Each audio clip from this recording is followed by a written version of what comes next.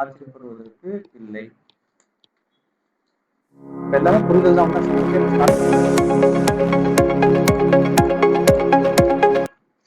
Illustration 1, Maxwell Limited produced a single product boost. The following figures relate to boost for period 2021-2022. Sales 400 units. அதே 100% இருந்தா எத்தனை வருதுங்க? 800 வருது.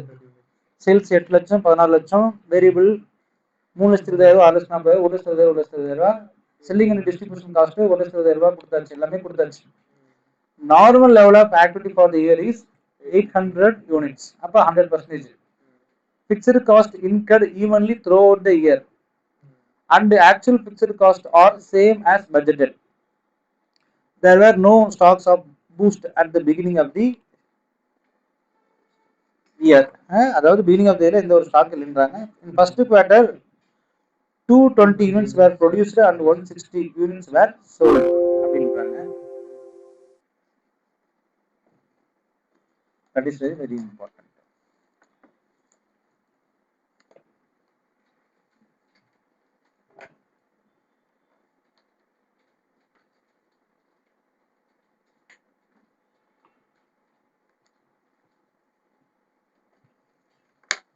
Yes. Required என்ன கேக்குறாங்க அப்படின்னு பாத்தீங்கன்னா, what would be the fixed production cost absorbed by boost? If absorption costing is followed, what would be the under or over recovery of during the period? What would be the profit as per absorption costing? What would be the marginal costing? அப்ப நல்லா புரிஞ்சுக்கணும். இது என்னது? Illustration ஒண்ணு என்ன கொடுத்துருக்காங்க சாமி? அப்சார்ப்ஷன்ல என்ன பண்ணுவோம், மார்ஜின் என்ன பண்ணுவோம்? ஃபர்ஸ்ட் ஏதாவது கேள்வி இல்லை. நம்ம அப்சார்ப்ஷன் என்ன பண்ணுவோம், காஸ்ட்ல என்ன பண்ணுவோம்? அப்சார்ப்ஷன்ல எல்லா காஸ்டையுமே நம்ம அப்சார்ப் பண்ணிப்போம். அந்த ப்ராடக்ட்டோட ப்ராடக்ட் காஸ்ட் நம்ம எடுத்துப்போம். மார்ஜினல் காஸ்டிங்ல ஒன்லி வேரியபிள் காஸ்ட் மட்டும் நம்ம. Very good.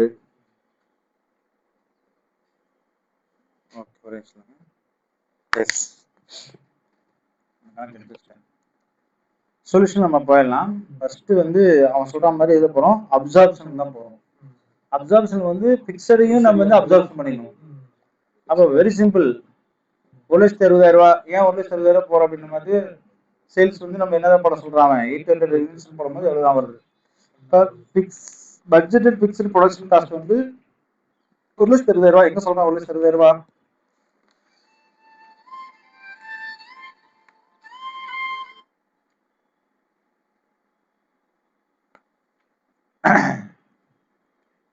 சார் பிக்சடு பாருங்க 1,60,000 கீழே பாருங்க. சேல்ஸ் ப்ரொடக்ஷன் காஸ்ட்ல வந்து பிக்சடு வந்து எவ்வளவு செஞ்சிருப்பான், 1,60,000. Fixed production cost 1,60,000. Budgeted output எவ்வளவுங்க? பட்ஜெட்டட் அவுட்புட் வந்து என்ன சொல்றாங்க, நார்மல் லெவல் ஆஃப் ஆக்டிவிட்டி வந்து எவ்வளவுங்க, 800.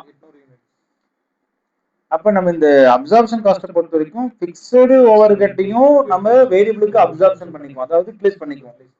அப்ப இது பிக்சர் மட்டும் அவங்க எக்ஸாக்டா சொல்லிட்டோம், வேரியபிள் இல்ல, பிக்சர் மட்டும் சொல்லிக்கலாம். இது ப்ரொடக்ஷன் ஓவர் ஹெட். அப்ப selling and distribution overhead எடுக்க மாட்டோம். எது எடுப்போம்? Production overhead. ப்ரொடக்ஷன் ஓவர் ஹெட்ல பிக்சர் எது இருக்குன்னா அந்த பிக்சரை அப்சார்ப்ஷன் பண்ணணும். தவிர செல்லிங் அண்ட் டிஸ்ட்ரிபியூஷன் இருக்கக்கூடிய பிக்சர் எடுக்க மாட்டோம், என்னைக்கும் எடுக்க மாட்டோம். நல்லா புரிஞ்சுக்கணும். அப்ப அந்த 1,60,000 வந்து 800 பிக்சர், அப்ப 200 பெர் யூனிட் எவ்வளவுங்க? தேர்ஃபோர் அப்சார்ப்ஷன் ரேட் பெர் யூனிட்டுக்கு செலவாகக்கூடிய பிக்சர் ஓவர் ஹெட் காஸ்ட் எவ்வளவு வருதுங்க? 200. அப்ப நீங்க எவ்வளவு யூனிட் ப்ரொடியூஸ் பண்ணிக்கிறீங்க டியூரிங் தி ஃபர்ஸ்ட் குவார்ட்டர்? நீங்க எவ்வளவுதான் பண்ணிக்கிறீங்க? 220 யூனிட்ஸ் தான் நீங்க பண்ணிக்கிறீங்க. நான் சொல்லல, சம்பள சொல்லிக்கிறான். ஃபர்ஸ்ட் குவார்ட்டர் 220 யூனிட்ஸ் வேர் ப்ரொடியூஸ்டு. புரியுதுங்களா இல்லையா? கிளியருங்களா? அப்ப ஃபர்ஸ்ட் குவார்ட்டருக்கு எவ்வளவு செலவாயிருக்கு? அப்ப 44,000 ரூபாய் செலவாயிருக்கு. எதனால? பிக்சடு ப்ரொடக்ஷன் ஓவர் ஹெட்னால. Actual fixed production overhead எவ்வளவுதான் இருந்திருக்கணும்? 1,20,000 தான் இருந்திருக்கணும். அது 4 குவார்ட்டரா போட்டா ஒரு குவார்ட்டருக்கு எவ்வளவுதான் இருக்கும்? 40,000 தான் இருந்திருக்கணும். ஆனா இப்ப எவ்வளவு வருது? 44,000 ரூபாய். அப்ப நீங்க டைமிங் ரேஷியோல போட்டா உங்களுக்கு 4 குவார்ட்டருக்கு நீங்க எடுத்தீங்கன்னா 4 ஆளை வகுத்துருவீங்க. ஒரு குவார்டருக்கு 40,000 சொல்லுவீங்க. ஆனா யூனிட்ல நீங்க அப்சர்ப்ஷன் பண்ணும்போது எவ்வளவுதான் வருது? 44,000. அப்ப இது வந்து அண்டர் ரெக்கவரியா ஓவர் ரெக்கவரியானா பாத்தீங்கன்னா ஓவர் ரெக்கவரி. 40,000 தான் வந்திருக்கணும். ஆக்சுவல் பிக்சர் ஓவர் எவ்வளவுதான் இருந்திருக்கணும்? இப்ப எவ்வளவு எடுத்தாச்சு? அப்ப 4,000 ரூபாய் என்னதுங்க? கிளியரா? இப்ப நம்ம அப்சர்ப்ஷன் போயிடலாமா? அப்சர்ப்ஷன் போனா வாட் இஸ் சேல்ஸ்? 160 யூனிட்ஸ் தான் நீங்க ப்ரொடியூஸ் பண்ணிக்கிறீங்க சார். 220 பண்ணாங்க சார். ஆமா சார், நீங்க 220 தான் பண்ணீங்க சார். 120 என்ன பண்ணிக்கிறீங்க? சேல்ஸ் பண்ணிக்கிறீங்க. அப்ப சேல்ஸ் பிரைஸ் எப்படி சார் வரும்? 2,000 ரூபாய். சார் எப்படி சார் 2,000 ரூபாய் சொல்றீங்க? எப்படி சார் 2,000 சொல்றீங்க? சொல்லிக்கிறானா சார்? சொல்லுங்க சார். அப்புறம் எப்படி சார் நீங்க 2,000 சொல்றீங்க? அப்படின்னா normal level of activity of the year is எவ்வளவு? 800 யூனிட்ஸ். அப்ப 16 லட்சம் டிவைடட் பை 800. அப்ப ஒரு பொருள் விலைக்கு விற்கிறீங்க நீங்க 2,000. புரிஞ்சுங்களா சார்? 16 லட்சம் டிவைடட் பை 800 போட்டா என்ன கிடைச்சிருக்கு சார் நமக்கு? அப்ப 2,000 வந்துச்சுன்னா எப்படி புரிஞ்சுதா? 2,000 எப்படி புரிஞ்சுங்களா சார்? கிளியரா? 16 லட்சம் டிவைட் பை 800 யூனிட். அப்ப 2,000னா 120 யூனிட் நீங்க சேல்ஸ் பண்ணிக்கிறீங்க இந்த குவார்டருக்கு. அப்ப இந்த குவார்டருக்கு நம்ம படிக்க போறோம். ஃபர்ஸ்ட் குவார்டருக்கு 320 புரியுதா? வேரியபிள் காஸ்ட் எவ்வளவு வரும்? அதே 220 தானே வரும். ஆமாவா இல்லையா? சரி, ஏன் சார் வேரியபிள் காஸ்ட் வந்து 120 எடுக்காம 200 எடுக்கிறீங்க, 220 எடுக்கிறீங்க? என்ன லாஜிக்? அவ்வளவு ப்ரொடியூஸ் பண்ணிட்டீங்க. வேரியபிள் காஸ்ட் வந்து நீங்க ப்ரொடியூஸ் பண்ணாதான் எடுக்கணும். அப்ப 220 என்பது ப்ரொடியூஸ் பண்ணதை எடுத்துக்கணும் தவிர சேல்ஸ் பண்ணதுக்கு எடுத்துக்கொள்ள கூடாது என்பதை மறுக்க நான் சொல்லிடுறேன். அப்படி பார்க்கும் பொழுது 1,26,000 ரூபாய். Fixed over absorbed over absorption that is 44,000 ரூபாய். அப்ப எவ்வளவுங்க சார் வருது? 2,20,000 ரூபாய். What is opening stock? இல்ல சார், பட் ஆனா க்ளோசிங் ஸ்டாக் இருக்குது இல்லவா? என்ன சார் க்ளோசிங் ஸ்டாக்? சார் 220 வந்து எவ்வளவு செலவு? 2,20,000 ரூபாய். எவ்வளவு? 2,00,000 மொத்த செலவு. எத்தனை யூனிட் ப்ரொடியூஸ் பண்ணதுக்காக?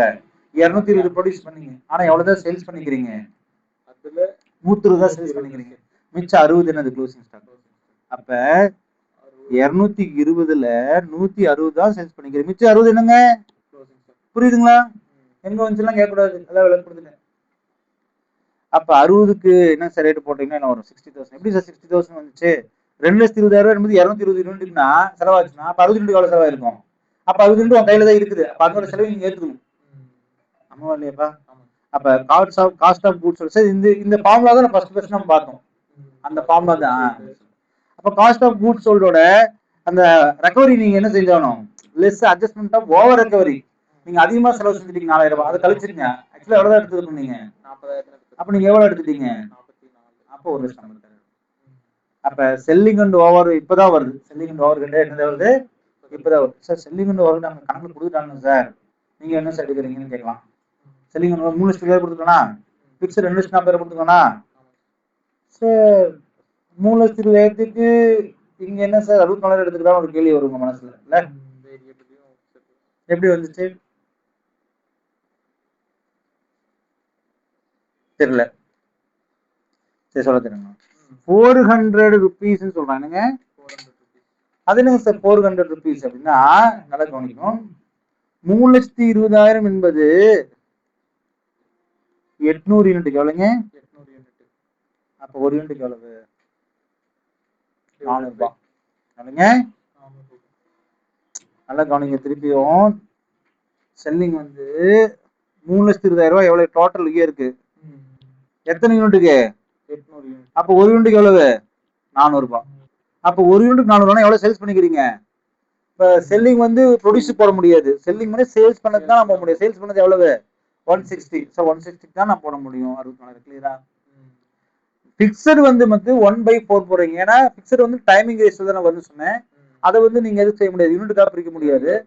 அப்ப நீங்க வந்து அதை வந்து வருஷத்துல 4 குவார்டர் வகுத்தீங்கன்னா உங்களுக்கு 60,000 கிடைச்சிடும்.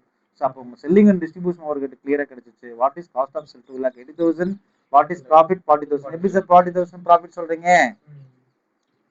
Cost of sales 2,80,000. ஆனா சேல்ஸ் பண்ணது எவ்வளவுக்கு நீங்க பண்ணிருக்கீங்க? 3,20,000 பண்ணிக்கிறீங்க சார். அப்ப 2,80,000 போச்சுன்னா உங்களுக்கு 40,000 is profit for the absorption costing. இது வந்து அந்த பெர் யூனிட் கண்டுபிடிக்கிறதுக்கு, அந்த பொருளுடைய லாபம் எவ்வளவு கண்டுபிடிக்கிறதுக்காக. ஆனா மார்ஜினல் காஸ்டிங்கிறது வந்து என்ன செய்யணும்? சரி, இது வந்து அந்த பிக்சடு காஸ்ட்லாம் அப்சார்ப்ஷன் பண்ணி மேனேஜ்மெண்ட்டுக்கு பிஎன்ல போடும் டேலி ஆகிற மாதிரி கொடுத்தாச்சு. ஆனா இப்போ நம்ம பார்க்க போறது தான் மார்ஜினல் காஸ்டிங். அது per unit ப்ராடக்ட்டுக்கு எக்ஸாக்டா வரும். அதே தான் 120 யூனிட்ஸ் வந்து 3,20,000 ரூபாய், 220 யூனிட்ஸ் வந்துருச்சு. வேரியபிள் காஸ்ட் வந்து ப்ரொடியூஸ் தான் சொன்னேன், 800 சொன்னேன். அதுல இருந்து ஒரு மாற்று கருத்தும் கிடையாது. இங்க வந்து 48,000 வரும். எப்படிங்க சார் 1,70,76,000 வந்துச்சு? ஏன்னா இங்க வந்து 2,70,000 வந்துச்சு. பிகாஸ் பிக்சர் ஓவர் கட் நம்ம எடுத்துக்கணும், இங்க எடுத்துக்க கூடாது. அதனால 1,76,000 வகுத்தல் 220க்கு 60 போட்டா 48,000 வரும். அப்போ 1,20,000 தான் இந்த variable cost of goods sold. திருப்பம் என்னதான் selling and distribution overhead. வேரியபிளுக்கு வந்து 120 × 400 நான் சொல்லியாச்சு இல்லைங்களா? அப்ப வேரியபிள் காஸ்ட் மட்டும் தான் எடுத்துக்கணும். நல்லா கவனிங்க, பிக்சர் காஸ்ட் எங்கேயும் கொண்டு வரக்கூடாது. அப்ப 1,92,000 ரூபாய். What is contributions sales? 3,20,000 ரூபாய் மைனஸ் 1,92,000 இல்லையா? அப்ப வாட் இஸ் ப்ராஃபிட் கான்ட்ரிபியூஷன்? 1,22,000 ரூபாய்.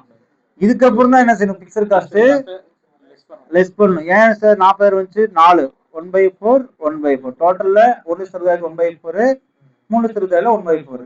அப்ப உங்களுக்கு என்ன கிடைச்சிச்சு? 1,00,000 ரூபாய். So what is profit? 28,000 exact profit for that profit. So இங்க 28,000 வருது, அங்க 40,000 வந்துச்சு. சரி, எது எக்ஸாக்ட் ப்ராஃபிட் கரெக்ட்னு கேட்டீங்கன்னா நம்ம என்ன செய்வோம்? பொருளை பத்தி எடுத்தா நம்ம மார்ஜினல் காஸ்டிங் போயிடணும். அங்க போனா எதுக்குங்க? அப்சர்ப்ஷன் காஸ்டிங் வந்து PNL account balance sheet prepare பண்றதுக்கு ரிப்ளேஸ் ஆகும்ன்றதை தெளிவா சொல்லிட்டேன்.